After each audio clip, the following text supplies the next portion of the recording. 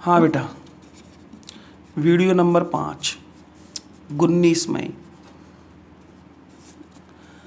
हम पढ़ाएंगे अनुसंग गुणधर्म। हमारा टॉपिक चल रहा था अनुसंग गुणधर्म। अनुसंग गुणधर्म 4 हमें पढ़ने, हमारे सिलेबस में 4 अनुसंग गुणधर्म। बिल्कुल ध्यान से सुनना है ना, एक एक चीज समझना। पहला, वाष्प दाब में आपेक्षिक अवनमन, नंबर 1। दूसरा, क्वथनांक उन्नयन, डेल टीवी, सिंबल याद रखना। तीसरा, हिमांक अवनमन, अवनमन का मतलब कमी, उन्नयन का मतलब वृद्धि, क्वथनांक में वृद्धि, हिमांक में कमी, अवनमन, डेल टी एफ, एक एक चीज याद रखना। और चौथा है परासरण दाब, पाई। हमारे सिलेबस में 4 अनुसंग गुणधर्म हमें पढ़ने हैं। वाष्प दाब में आपेक्षिक अवनमन, नंबर 1, क्वथनांक उन्नयन, उन्नयन मतलब वृद्धि, डेल टीवी, हिमांक अवनमन यानी कमी, हिमांक में होने वाली कमी, डेल टी एफ, और परासरण दाब। ये हमारे सिलेबस में 4 अनुसंग गुणधर्म जो हमें पढ़ने हैं। एक एक करके चलते हैं अनुसंग गुणधर्म के बारे में। अब एक एक करके पढ़ते हैं। वाष्प दाब में आपेक्षिक अवनमन, इसके बारे में समझते हैं क्या होता है। तो इसको समझने से पहले सबसे पहले समझते हैं वाष्प दाब अवनमन, डेल पी। याद रहे, वाष्प दाब अवनमन अनुसंग गुणधर्म नहीं है। वाष्प दाब में आपेक्षिक अवनमन अनुसंग गुणधर्म है। मेरी बात को ध्यान से सुन लेना, ये अनुसंग गुणधर्म नहीं होता। वाष्प दाब में आपेक्षिक अवनमन अनुसंग गुणधर्म होता है। लेकिन पहले पढ़ाता हूँ वाष्प दाब अवनमन। याद है तो इससे पहले वाले वीडियो में बेबो का नियम पढ़ाया था मैंने। बेबो का नियम क्या बोला था मैंने? बेबो के नियम में कि जब किसी शुद्ध विलायक में,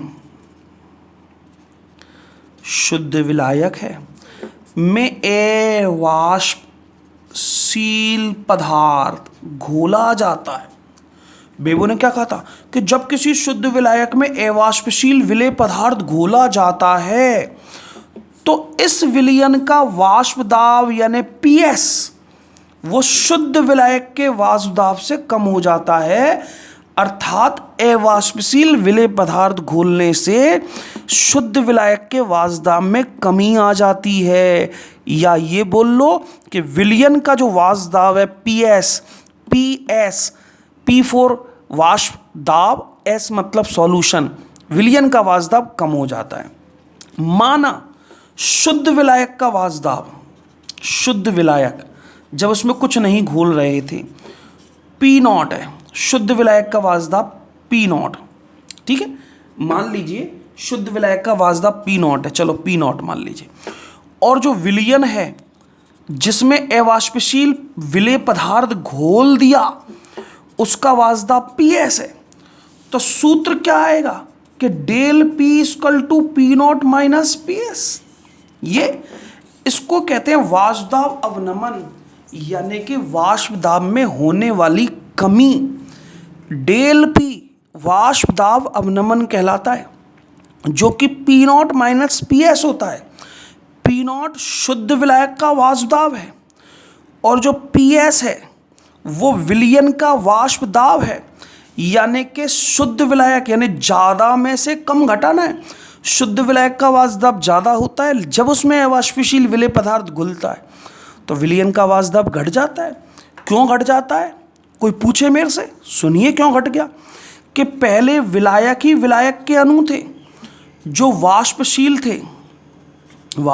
थे, लेकिन जब मैंने अवाष्पशील विलेय पदार्थ घोला तो अवाष्पशील विलेय पदार्थ घोलने से ये विलेय पदार्थ के अणु सतह पर आ गए जो अवाष्पशील है, जिनकी वाष्प नहीं बनती। अब इनकी वाष्प बनेगी नहीं तो सतह पर वाष्प दाब में कमी आ जाएगी, क्योंकि पहले तो विलायक ही विलायक के अणु थे जो वाष्पशील थे, उनकी संख्या ज़्यादा थी। अवाष्पशील विलेय पदार्थ घोलने से वो सतह पर आ गए जो वाष्प नहीं बना रहे हैं, और वाष्प नहीं बनेगी तो वाष्प दाब में कमी आएगी, इसलिए तो वाष्प दाब घट जाता है। और वाष्प दाब में होने वाली कमी को ही वाष्प दाब अवनमन कहते हैं, जिसका सूत्र del P equal to P naught minus P S होता है।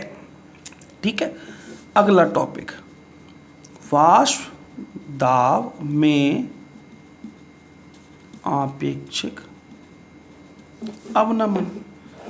ये क्या होता है? वाष्प दाब में आपेक्षिक अवनमन, जब किसी अवाष्पशील विलेय पदार्थ को विलायक में घोला जाता है, शुद्ध विलायक में, तो उस विलयन के वाष्प दाब में कमी आ जाती है। और यदि मैं शुद्ध विलायक यानी कि वाष्प दाब में होने वाली कमी डेल पी मैं शुद्ध विलायक के वाष्प दाब का भाग दे देता हूं, अनुपात कर देता हूं, तो इसको ही कहते हैं वाष्प दाब में आपेक्षिक अवनमन। यही सूत्र है वाष्प दाब में आपेक्षिक अवनमन का। तो वाष्प दाब में आपेक्षिक अवनमन बराबर del P upon P naught, यानी वाष्प दाब में होने वाली कमी में यदि शुद्ध विलायक के वाष्प दाब का भाग दे दिया जाए तो हमें वाष्प दाब में आपेक्षिक अवनमन प्राप्त होता है। यानी वाष्प दाब में आपेक्षिक अवनमन बराबर del P upon P naught. अब डेल पी को मैं ये भी तो लिख सकता हूँ, del P equal to P naught minus P S upon P naught, तो ये सूत्र भी आ सकता है ना। तो डेल पी यानी वाष्प दाब में आपेक्षिक अवनमन P naught minus P S upon P naught, या फिर del P upon P naught, दोनों में से कैसे भी लिख लो। ये वाष्प दाब में आपेक्षिक अवनमन है, जो एक अनुसंग गुणधर्म होता है जो विलयन में उपस्थित विलेय पदार्थ के मोलों की संख्या पर निर्भर करता है। इसको वाष्प दाब में आपेक्षिक अवनमन के रूप में कहा जाता है। ठीक है, ये मेरा दूसरा टॉपिक। अब तीसरा पॉइंट, तीसरा वो है वाष्प दाब आपेक्षिक अवनमन के रूप में राउल्ट का नियम। वाष्प दाब आपेक्षिक अवनमन के रूप में राउल्ट का नियम, याद हो तो मैंने राउल्ट के दो नियम पढ़ाए थे। पहले पढ़ाया था वाष्पशील विलेय के लिए जो वाष्प बनाते हो, फिर दूसरा पढ़ाया था अवाष्पशील विलेय युक्त विलयन के लिए। दो पढ़ाए थे मैंने राउल्ट के, वाष्पशील विलेय युक्त विलयन के लिए और अवाष्पशील विलेय युक्त विलयन के लिए। अब जो ये चल रहा है ये अवाष्पशील के लिए तो चल रहा है, वाष्पशील थोड़ी है। अब मैं जो टॉपिक पढ़ा रहा हूं ये अवाष्पशील विलेय युक्त विलयन के लिए ही तो पढ़ा रहा हूं मैं, जिसमें अवाष्पशील विलेय पदार्थ घोला है। तो मेरी जो हेडिंग है वो वाष्प दाब आपेक्षिक अवनमन के रूप में राउल्ट का नियम। क्या कहता है वाष्प दाब आपेक्षिक अवनमन के रूप में राउल्ट का नियम?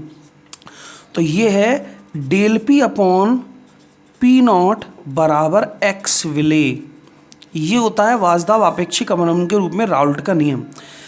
यानी जब किसी शुद्ध विलायक में अवाष्पशील विलेय पदार्थ घोला जाता है तो वाष्प दाब में होने वाला आपेक्षिक अवनमन विलेय के मोल भिन्न के बराबर होता है। इसको अवाष्पशील विलेय युक्त विलयन के लिए राउल्ट का नियम भी कहते हैं, या वाष्प दाब आपेक्षिक अवनमन के रूप में राउल्ट का नियम भी कहते हैं। दोनों में इसका मतलब एक ही है।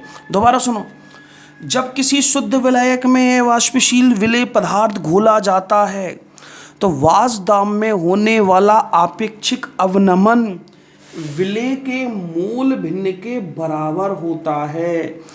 इसको वाष्प दाब आपेक्षिक अवनमन के रूप में राउल्ट का नियम या अवाष्पशील विलेय युक्त विलयन के लिए राउल्ट का नियम भी कहते हैं, जो मैं आपको पहले भी पढ़ा चुका हूँ। इसका दूसरा रूप अब पढ़ा दिया, तो ये भी पढ़ा दिया मैंने, ये भी पढ़ा रखा है।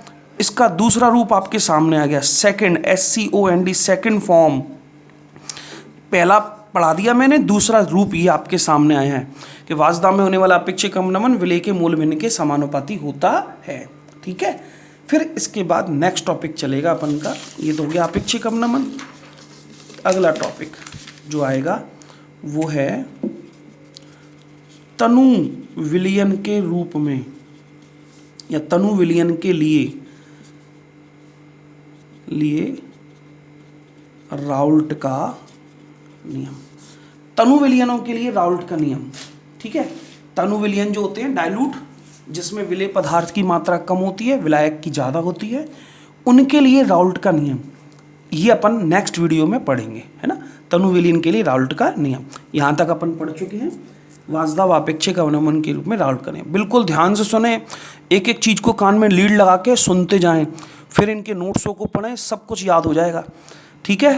पढ़ो, स्कूल खुलेंगे पता नहीं खुलेंगे नहीं खुलेंगे, लेकिन आपको पढ़ना है, ऑनलाइन क्लास ही चलेंगी, इसलिए इनको उतारते चलो। जो बच्चे नहीं उतार रहे हैं वो पछताएंगे, याद रखना, ठीक है।